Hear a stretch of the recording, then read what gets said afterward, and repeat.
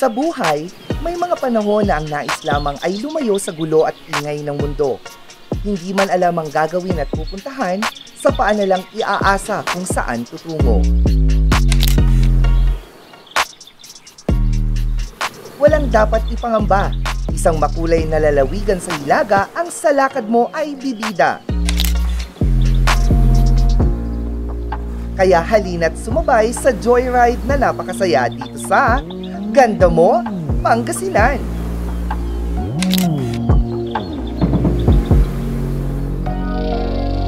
Simulan na ang pasyalan. Pumasyal sa Pangasinan, balikan ang lahat na magpapasaya. Kalula, klasin ang taglay na ganda.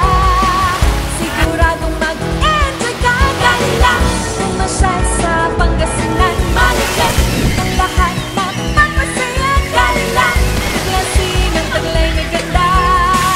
Siguradong mag-enjoy ka. Kalilan, Pangasinan.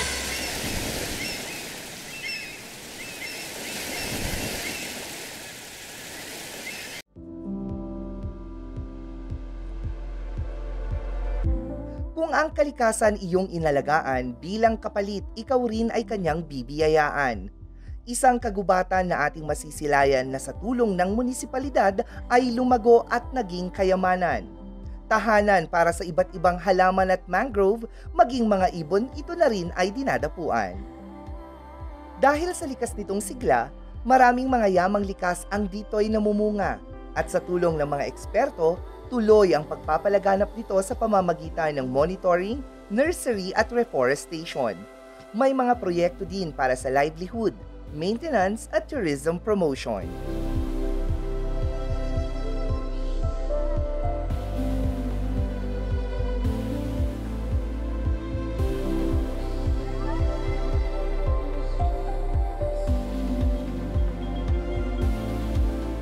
From the Pataga Fishport, ayan, papunta dito sa area, may mga ma-experience na or may mga makikita ng mga ibon. And then aside from that, it takes about nasa 20 minutes going here from Pataga para makapunta dito sa may guardhouse na kung saan pwede kang mag-bird watching.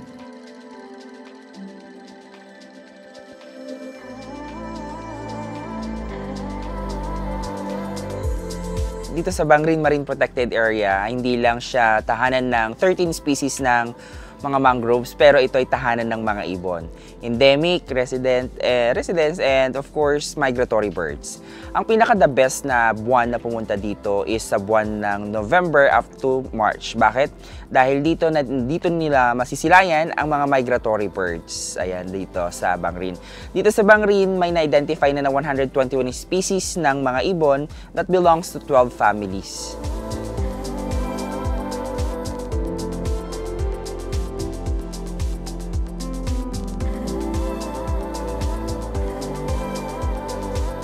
Sa mga gustong bumisita sa Bangrin Marine Protected Area ay pumunta lamang sa Tourism Office ng Bayan ng Bani para ma-coordinate namin ang mga bantay dagat at higit sa lahat yung mga bangka na pagsasakyan ng mga pupunta, and of course ang ating mga bird guides or mga accredited bird guides.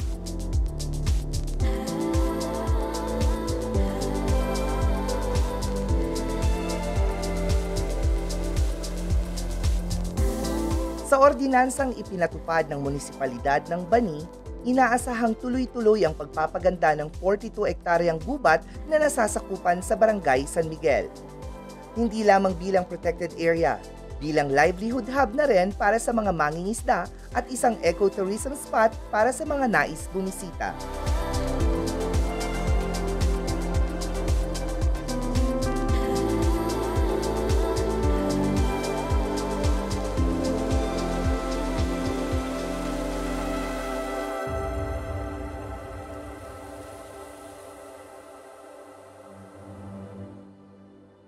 Kung ang kalikasan ay may tinig, sasabihin nitong salamat at sa kanila tayo ay pumapanig. Higit pa sa ganda nitong ipinagkaloob, proteksyon ang dulot nito ngayon at sa susunod pang henerasyon. Walang tumbas ang kapalit pag ang tao at kalikasan ay nagsanib.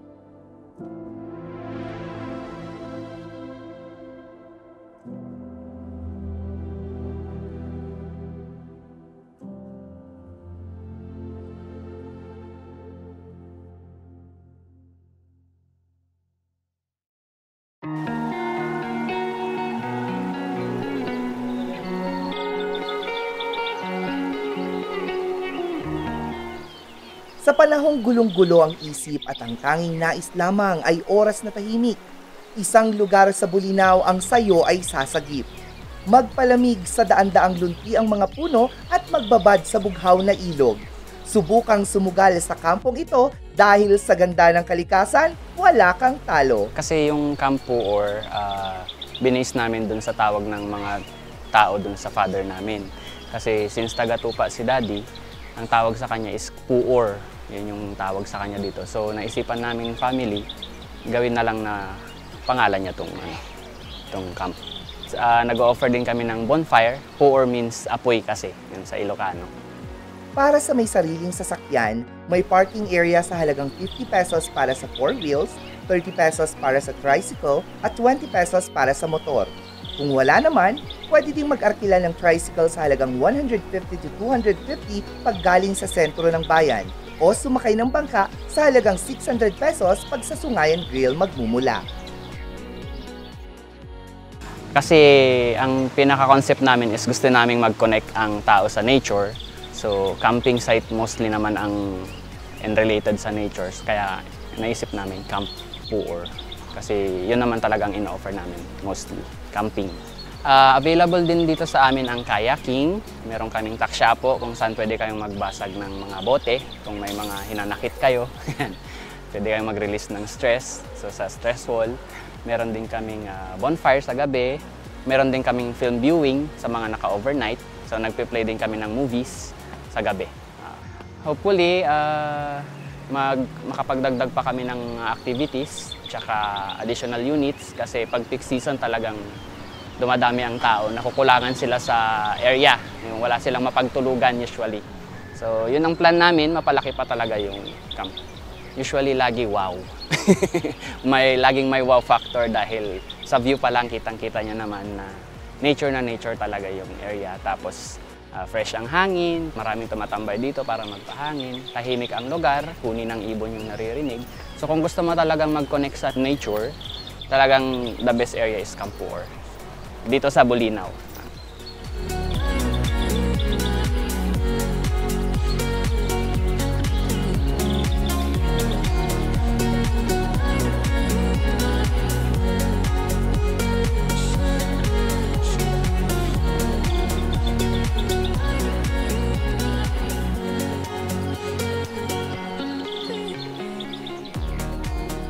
Kasi syempre, from Alaminos lang po kasi kami actually, walang river doon. Para maiba naman yung location, at least dito maraming puno and mas malamig yung tubig actually kapag mga ganitong panahon. So yun, para change of environment naman, hindi yung laging dagat. Mas presko kasi siya. Actually, madali na siyang puntahan ngayon compared last time. Parang first na nakapunta ako dito nung pandemic. Mas developed na siya ngayon compared noong nagsisimula pa lang sila. Maayos na yung daan and mas developed na yung mga, daming pwedeng pagpa-picturean from end to end nung site. Lasapin ang ganda ng Balingasay River sa floating cottage na marerentahan. Nagsisimula ang presyo sa 700 pesos for 40 minutes hanggang 2,000 pesos per 2 hours. Kung day tour ang plano, may entrance na 50 pesos per adults at 20 pesos naman for children. May pool access na yan. Maaari ding mag-rent ng ordinary cottages for 500 pesos. Kung nais mag-camping, may rent a tent for 600 pesos o 200 pesos kung may sariling dala. At syempre, hindi mawawala ang sikat na glamping for 2,500 to 3,500 na kumpleto na ang kagamitan. May water activity din tulad ng kayak for 250 pesos per hour na habang tanaw ang kagandahan ng kalikasan. So nandito po kami ngayon sa Bolinao. Nag-avail po kami ng tour package. So right now, pang 4th na po namin ngayon dito sa Camp Puor. And upon entering po, it's very peaceful. The place is very peaceful. Puno po ng puno. Tsaka nice yung place kasi meron pong mga cottages. And then also, ayun po yung nakastruck sa amin, meron po siyang hanging bridge. Which is yun po talaga yung madalas napapanood mo namin sa TikTok and other videos pa featuring yung hanging bridge.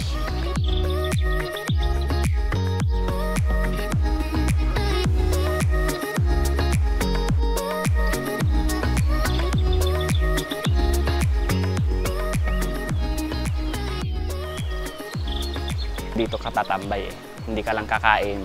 So magko-connect sa nature, magmuni-muni. Tapos yun nga, yung river view kasi. Tapos yan, maraming puno ng nyug na tanim pa ng mga lola-lolo namin before. So yun yung pinaka-advantage namin is yung malinis yung lugar tsaka presko.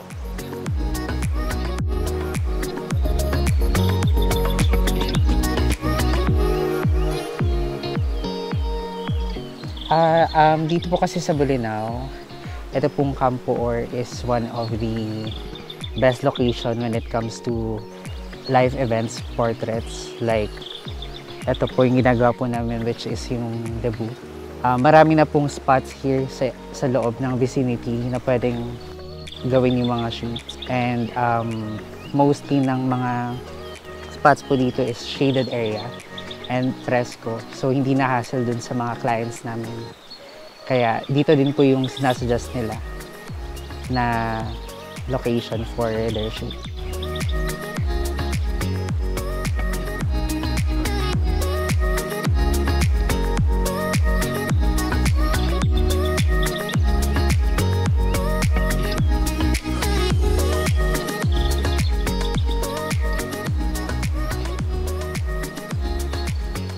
I will take this opportunity to invite everyone to visit our humble campsite, ang Campo Or. Murang-mura lang po dito, pangmasa po yung presyo namin. So yun din yung isang advantage namin.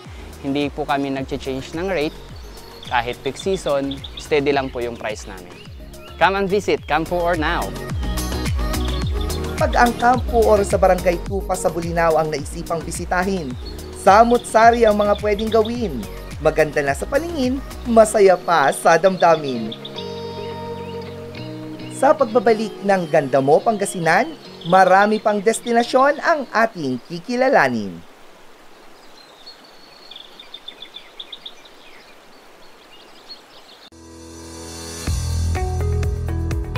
Looking for a place to stay in Baguio City? Find your calm at Hotel Supreme.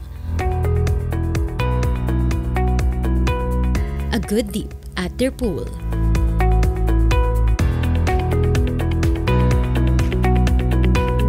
Clean and comfortable rooms with a view.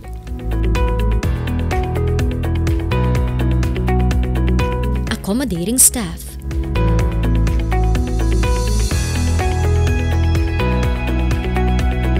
You can also enjoy a sip of coffee at their coffee shop. Good food for a good mood at the restaurants.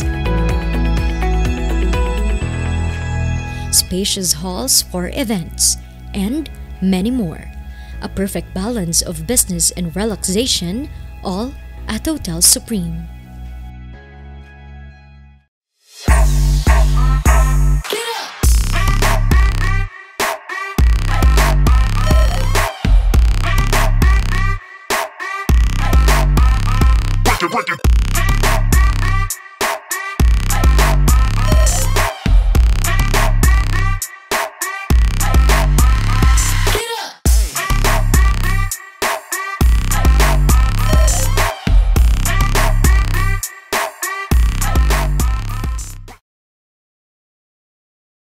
Kalilat Pangasinan.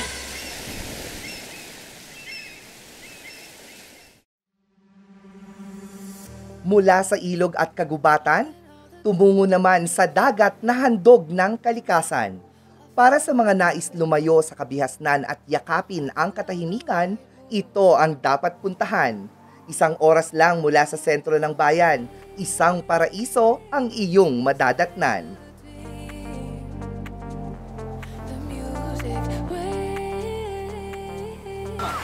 Para makita ko kung gaano talaga kaganda ito kasi somebody told me that it's beautiful and it's really beautiful. Sulit yung pagod ko sa biyahe pagpunta dito. Amazing. Satisfied with the kind of sand, the nature. Nice seeing this place and I will be back someday. I-recommend ako dun sa mga one of these days. Aalokin ko yung mga kakilala ko sa Naga to be here. Nawala lahat ng pagod ko sa biyahe. Pagdating ko dito sa dagat, maganda. Bumuo ng maraming alaala sa dagat kasama ang pamilya. Kahit mga bata magsasaya sa mababaw na tubig ng dagat basta't may patnubay ng nakatatanda. Maaari ding mag-picnic at magtayo ng tent. Siguraduhin lang na linisin upang mapanatili ang kanyang ganda.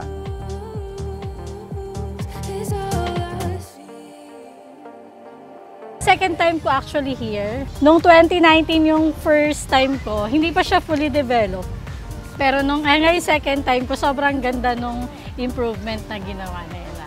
Kaya napili ko to. Maganda siya puntahan kasi nga hindi crowded, tsaka napaka-peaceful ng place. Babalik-balikan, hindi siya nakakasawang puntahan. I-recommend this place kasi talagang maganda siya, maganda yung beachfront, talagang pwedeng ipanglaban din sa ibang lugar na may ganito kagandang beach. Yeah. Kasi maganda pang pictorial din yung rock formation eh. Then yung para sa mga bata, pipili na lang din sila ng spot na safe yung mga bata.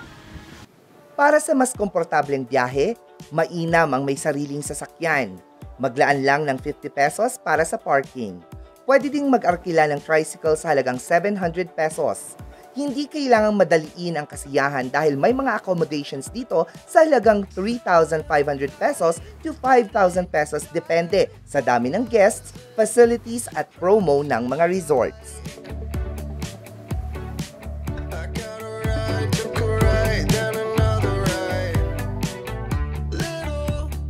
Paalala po ng Agno MDR po na kung sakaling pupunta po kayo dito is lagi pong lalangoy ng may nakabantay lalo na sa mga bata at wag pong lalangoy kapag lasing o malakas po yung alon. Wag din po tayong masyadong lumayo dahil sa panahon po ngayon is lumalakas na po yung alon lalo paparating na yung tag-ulan. Yung mga gusto pong pumunta dito sa Lagkit ay maaari po silang makipag-coordinate sa tourism office po ng bayan ng Agno po. Para sa ganun po ay masamahan po sila at ma-guide po kung ano yung mga dapat nilang gawin at kung saan po sila pupunta dito po. Sa angkin nitong gandang abot tanaw ng mga mata, kahit sino ay maaakit. Mula sa malinaw na dagat hanggang sa makapukaw damdaming tanawin, bawat oras ng iyong pananatili ay sulit. Tunay na ipinagmamalaki ng bayan ng Agno ang nakamamanghang dagat ng Lakgi.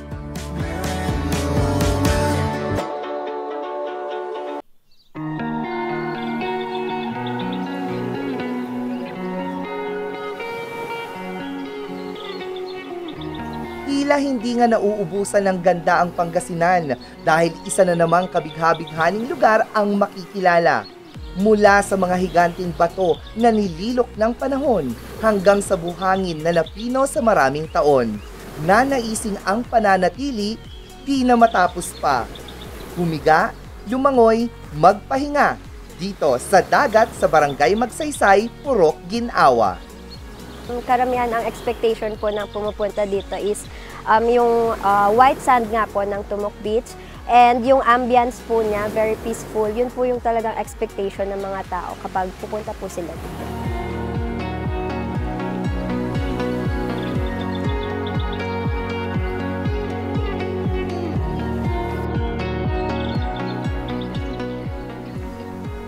Yung cottage namin dito, 23 na cottage.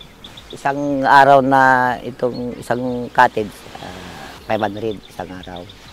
Kung mag-over naman yung kubo, 1,000 yung isa. Pwede magdala ng tent dito sa gilid, walang bayan.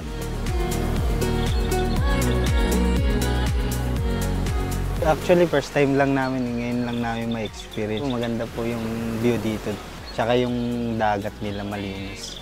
I-recommend po sa ganitong ganda ng lugar ng Pangasinan, talagang recommended po sa lahat.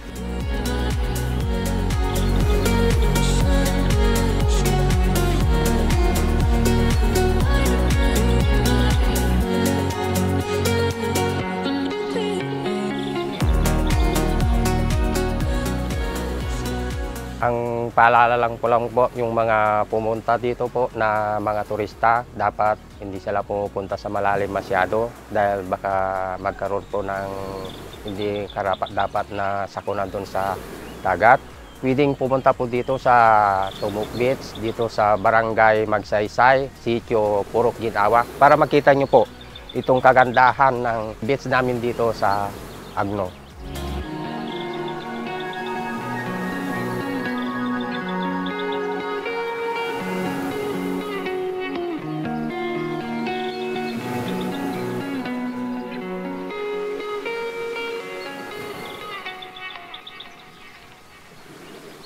Kung gusto niyo pong mag-unwind, Tumok Beach is a very perfect area po para po makapag-relax kayo since ayun nga po, very peaceful ng place, ang ganda po ng hangin, yung ambience po niyan, yung mga view po ng rock formation and yung mismong dagat po, malinis po siya and talagang malamig po yung tubig kapag lalangoy po kayo. 15 to 20 minutes lang mula sa sentro ang Tumok Beach. Makakapag-arkila ng tricycle sa halagang 350 pesos. Di man kalayuan, mas mabuting magbaon ng pagkain dahil masarap mag-picnic pag maganda ang tanawin. Sakaling gustong dagdagan ng pagkain, may mga tindahang mabibilhan din. At para mas makapagpahinga, pwedeng magtayo ng tent na hindi nadadagdag pa sa bayarin. May mga cottages din na marerentahan ng 500 pesos pag day tour o 1,000 pesos naman kapag overnight. Sa mga gustong pumunta po dito sa Tumok Beach, maki-coordinate lang po kayo sa Agno Municipal through the Tourism Office para ma-guide po kayo papunta dito sa Magsaysay sa Barangay Council para masamahan po kayo dito sa Tumok Beach. For your safety po, may mga owners po dito ng mga cottages, magbabantay po sa inyo sa mga gustong mag-overnight and magstay dito.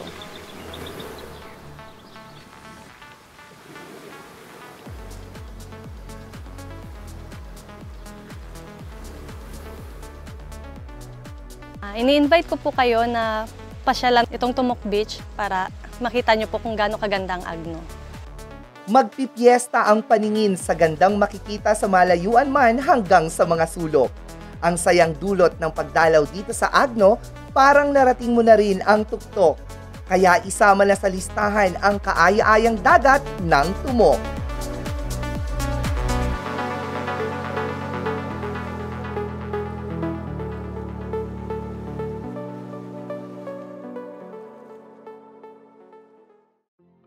Parte na ng kasaysayan ang isang kaganapan tuwing sumasapit ang buwan ng Mayo. Halimuyak ng mga bulaklak at kadalisayan ng mga dilag ang nagbibigay kulay sa tradisyong ito. Tunay na inaabangan ang pagsapit ng araw na puno ng kagandahan dito sa Barangay Poblacion West sa Agno. Aba, tradisyon ito. Maliit pa lang ako, ito na ito eh. Pero noon, hindi ganyan kahaba ang linalakad. Actually, ang covered lang nung Santa Cruzan natin noon, namin dito, 3 purok lang.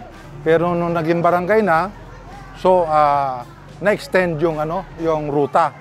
Umabot tayo doon sa hangganan ng Poblacion West. Nagsimula ito puro ang maalala ko noon, mga matatandang babae ang nagpasimula nito. Ginigitara, meron talagang gitarista noon at kinakanta yung Diyos Te Salve. Spanish ng Hail Mary yun Diyos Te Salve. Ang kaibahan lang noon kasi, dinadala yan, pinapanigisan bahay-bahay. Napakalaking indulhensya. Hindi namin ginaganap ang mga activities namin dito nang hindi numpisan ng misa. Actually, before tayo nag-start kanina, we just finished yung Holy Mass natin in Thanksgiving nung piyesta natin dito. Mas kaya nung activity rito sa barangay, we always start with the Holy Mass. After the Holy Mass, so nag-ipon-ipon na rito. Yung mga reyna nagbibisa itaas at yung mga ibang bata naman, kanya-kanyang dala na yung mga parents. Yung mga parents na yan, they have experience also joining the Santa Cruzan. Nung sila mga bata pa, sumasali sila at kanya yung mga anak nila, sinasali rin nila. Yun ang talagang tradisyon na talaga hindi na this will not be broken. Ito yung pagkakataon na talagang lumalabas lahat ng tao. Mga anak nila nandyan, nakikita nila yung ginagawa ng matatatanda. parang ano na rin pagpapakita ng kultura na dapat nilang sundan na maganda. Hindi ko naman pinupulan yung ibang barangay na nagpipiesta. Kami lang dito sa buong Agno ang merong religious intonation ang aming fiesta. Nagagawa nga nito, Reyna Elena. So, last nung bago kong umupong kapitan, ipinaliwanag ko sa kanila kung ano itong pinagdidiwang namin. Yun yung hinanap di ba? She went into a mission to look for the cross of Christ at natakpuan niya. At yun ang simula ng na ito, gawain na ito. Payak, ngunit ito'y tradisyong may lalim at puno ng puso. Sa 9 na araw ng paggunita, kultura at paniniwala tiyak na makikilala. Babae, lalaki at kabataan, lahat nakikipagsaya dito sa Santa Cruzan. Sa ating pagbabalik, ano pa nga ba ang mga mapapasyalan?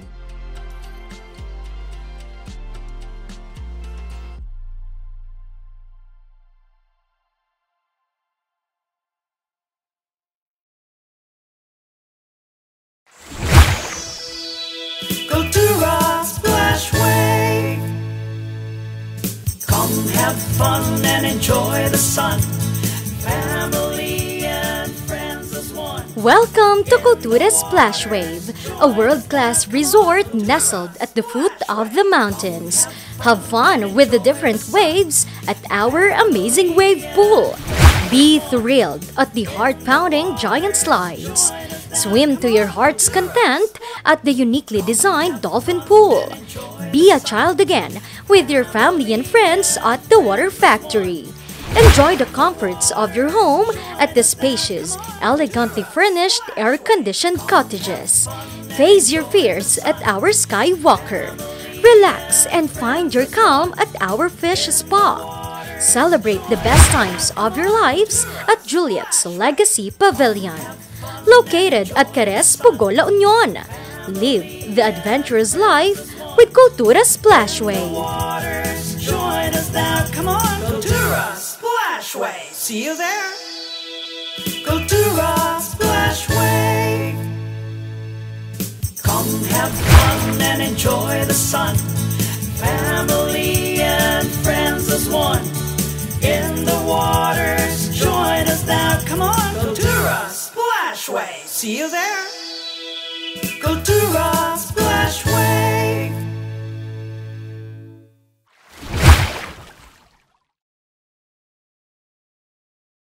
Balilan Pangasinan.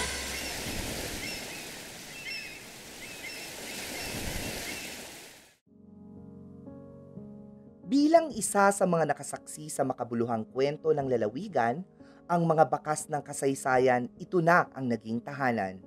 Nakatayo sa perpektong lokasyon mula pa noong 1627, saan man ang pinanggalingan, ito ay madaling mapupuntahan. Simbolo ng nagkakaisang pananampalataya, ito ay karapat-dapat na makita at makilala.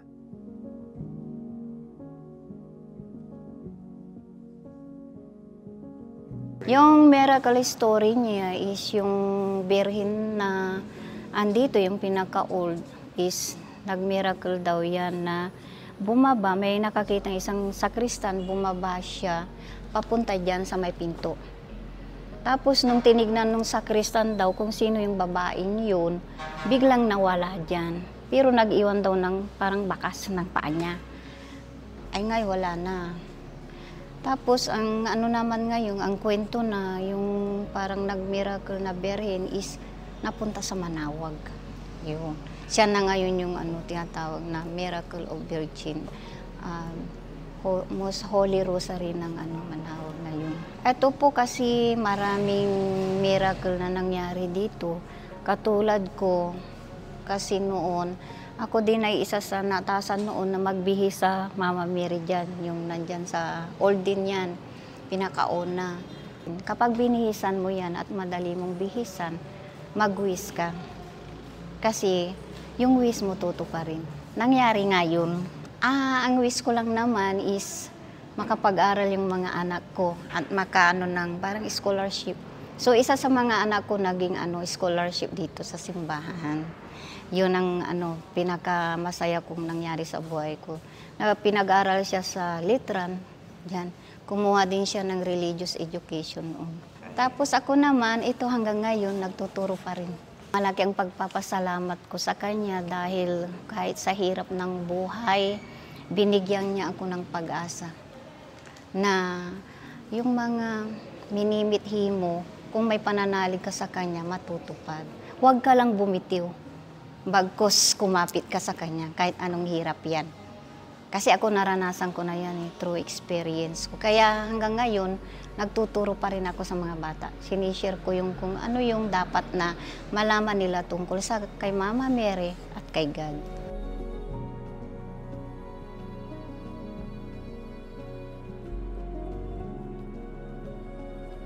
Mainit man ang panahon, maaaring sumilong at magpahinga sa waiting shed sa tapat nito o sa mga upuan sa ilalim ng mga puno sa paligid ng simbahan. Kung walang laman ang tiyan, maraming pagkain at palamig na mabibili sa mga nakapaligid na tindahan. Bago pa man magpatuloy sa paglalakbay, mainam na huminto muna, magdasal at magnilay-nilay. Bukas palad na tanggapin ang biyaya sa buhay na siyang itinulay sa Our Lady of Purification Parish ng Binmalay.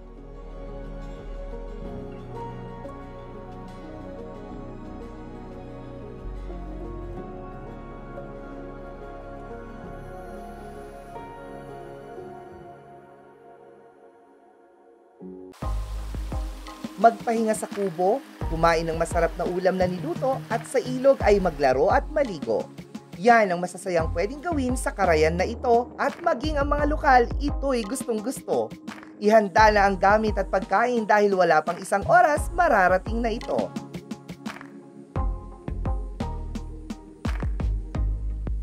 Ang kuwan po kasi sa amin dito, mahalaga po sa amin ito ang Wood River kasi mahirap po ang tubig dito, lalo na dito sa mga karapit namin baryo. Kulang na kulang po kami sa tubig.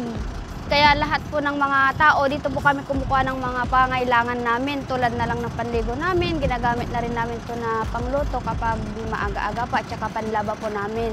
Pag dito po kami sa Wood River, dito po kami naglulublob, dito rin po kami naliligo. Tsaka dito rin po kami kumakain kasama namin mga pamilya namin, mga banding namin, ganun po. Mula sa highway ng San Fabian, maaaring mag-arkila ng tricycle para ihatid ka sa Carayan. 100 pesos to 150 pesos lang ang babayaran. Magbaon na din ng mga makakain para siguradong di gugutumin. Kasamang baunin ng pambalot ng kalat dahil ang kalinisan dapat laging alalahanin. Expect na po natin yung malamig po yung tubig, mahangin po. Tsaka if ever nyo po na gustong mag-picnic dito, may mga available cottages naman po for rental. Around 300 plus po yung rental ng cottages. Tapos pag hapon na ba po kayo pumunta na, pwede na daw pong kahit 200, 150 pababa. Pinapaalalahanan lang po natin mga gustong bumisita rito na kung pwede po if ever maki-coordinate po sa barangay para po mabigyan kayo ng guidance po. If ever man na pumunta kayo rito. Barangay Ambalangan Dalin po. Paalala lang po sa mga gustong maligo po na if ever po wag po tayong masyadong uminom para po maiwasan natin po yung ang aksidente po. Tsaka if ever may mga bata po tayong kasama, much as well need po natin silang bantayan.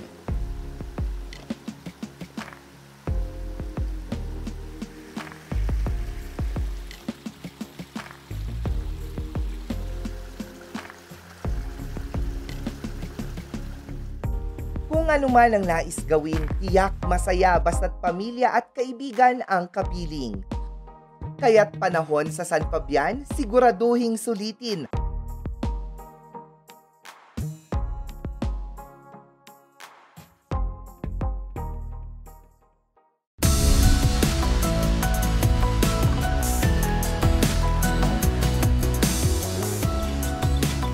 Bawat lakad, di kailangang planado dahil sa paraang ito, mas makikilala pa ang ganda ng mundo.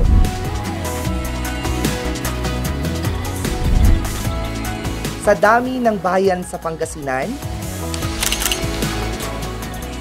mabubusog ka sa di malilimutang kwento at karanasan. Kaya ihanda na ang katawan at ang puso dahil ang probinsyang ito nag-aabang na sa pagdating mo.